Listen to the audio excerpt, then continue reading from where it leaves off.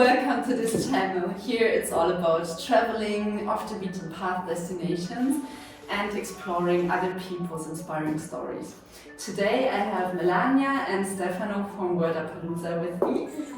They will share with us some secrets about working remotely. We met when I was working remotely from Rome. While for me it was only temporary to be on vacation, you two call yourselves vacationers officially.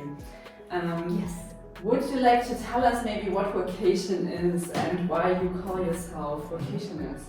Sure. So we actually started to work fully remote since COVID, of course, and we actually liked it a lot. Initially, of course, we were always working like a bit in office, a bit at home, but then we realized once we moved completely remote, so we were always at home, we actually realized that we could just travel, in Europe and while working.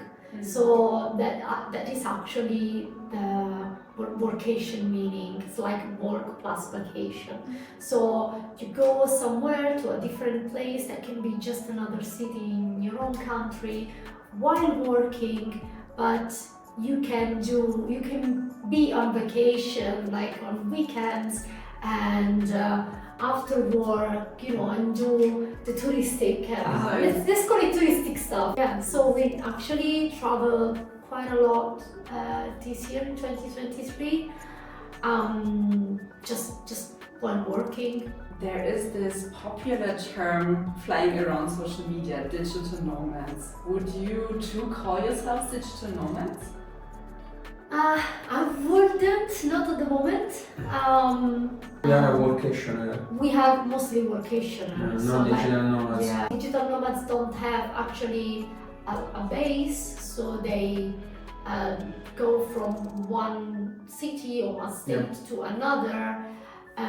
Let's say nomading. We have a base in Rome. We have a base at the moment in Rome. Yeah. So every time that we travel, then we go back in Rome. Well, digital nomads basically they just continue like moving around. We would actually like to do that, but it's not that time yet because at the moment we're still working with the company. So we are legally bound. Yes, we're both employees, so we are legally bounded, and also we have like a strict schedule and strict work timings. Of course, if you travel to the other side of the world where you have a very different time zone, it can be quite challenging. You might need to work at night, so it's a bit complicated. It's not impossible, it's just But that actually brings me to my next question. How do you prepare your vacations, and do you have any tips how someone who would like to go on vacation should prepare? It's important a very good connection. Internet connection. It's very important for me and Melania for work in total relax. Yeah, at least you don't have to worry about your connection going on and off. So I would say definitely we pick places where we know at least the connection, like infrastructure, at least is good, or we're close to some places where they have good. And how's that? Do you usually work from hotels, or do you go to places where you can get connection? We work on co-working. Or cafe co-working. Like just like cafes, they have Wi-Fi. Maybe they're like digital nomad friendly, so you can go there and stay there. Or it really depends. So normally when we travel, we don't go to hotels, but we prefer like a little apartment where we have our own kitchen. Because if you stay for longer, you will need to, your own space. It's important to have a routine. Yeah.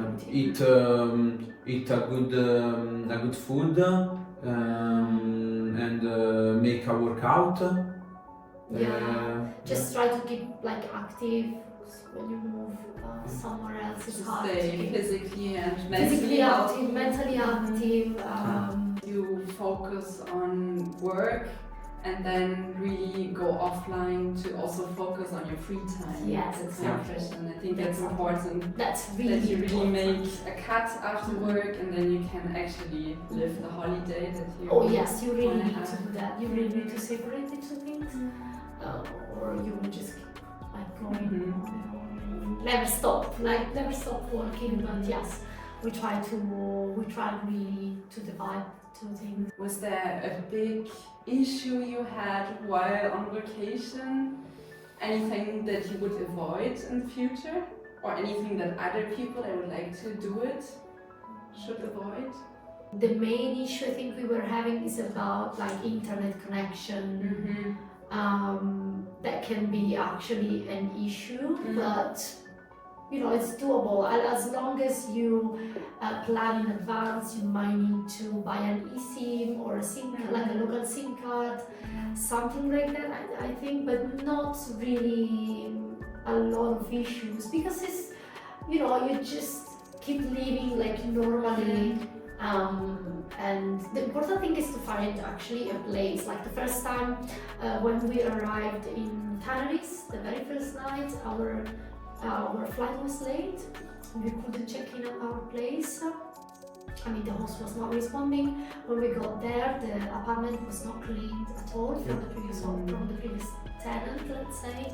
So we actually had to spend the night somewhere else because they were not helpful on that. I mean, it was like 2 a.m. in the morning. They could not help us, and we had to find a place where to stay for the night. I think that one was the biggest, let's say, challenge. But we found an hotel. We spent the night there, and the next morning we did check in.